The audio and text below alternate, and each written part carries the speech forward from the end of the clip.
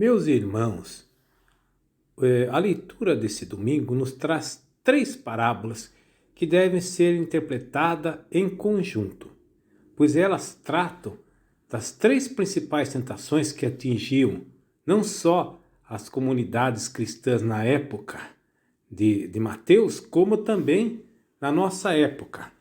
A parábola, a saber, a parábola do joio, da mostarda e do fermento.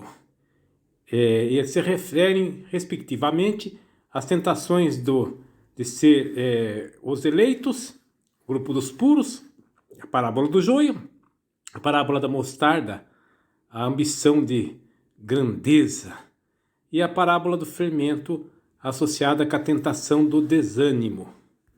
Lembremos que também Jesus foi tentado 3 vezes.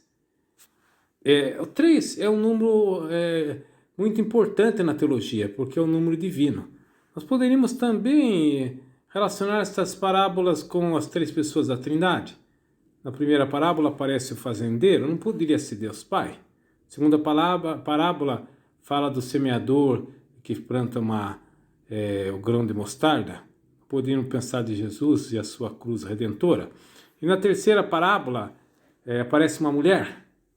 O Espírito Santo em hebraico é feminino, é ruá. Então não poderíamos falar sobre a ação do Espírito Santo. A parábola do joio ou da cisânia entre os grãos de trigo, na roça de trigo, como a cisânia ou joio é uma planta tóxica que, se tomada em quantidade extrema, pode levar à morte, um narcótico, mas quando ela é uma planta ainda jovem, muito semelhante ao trigo, a espiga de trigo, significando que o mal ele se aparenta com o bem porque ele é falso, ele é mentiroso. Mas aqui o problema é a grande tentação que tem a comunidade de querer ser o grupinho dos eleitos, dos puros. Aliás, os fariseus, a palavra fariseu significa separados.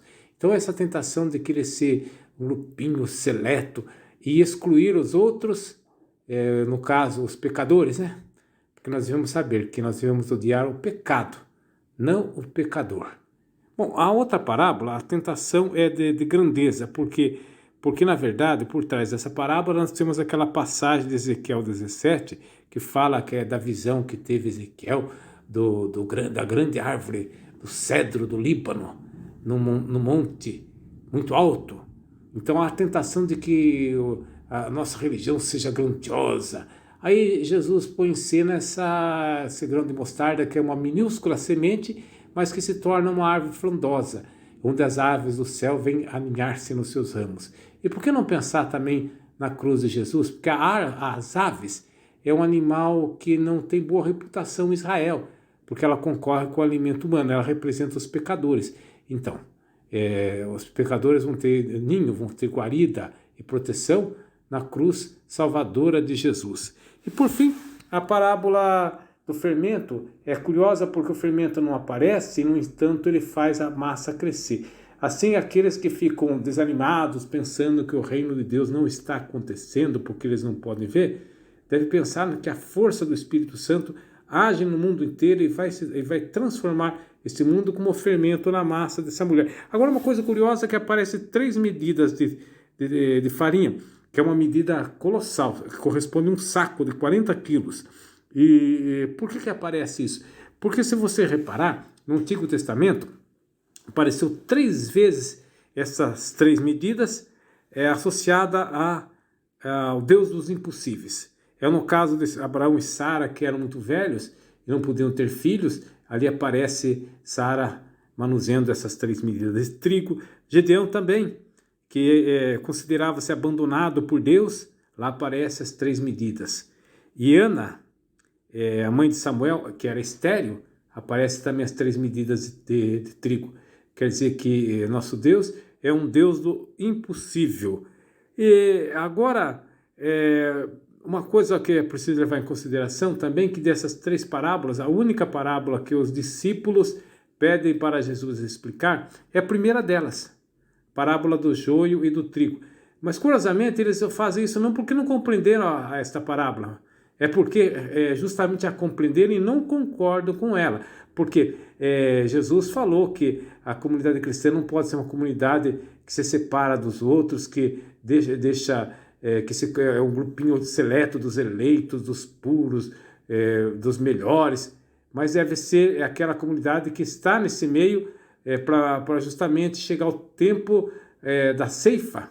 Então não é a época de estar julgando ninguém e de estar condenando ninguém. Os discípulos são da opinião de que, de fato, a comunidade cristã deve ser pura e excludente. Não é a opinião que Jesus nos ensina. E assim, essas parábolas vão nos ajudar a vencer essas três grandes tentações que acompanham a comunidade cristã. A tentação de querer ser um grupo de superiores, de puros, a tentação de grandiosidade e a tentação do desânimo. Amém.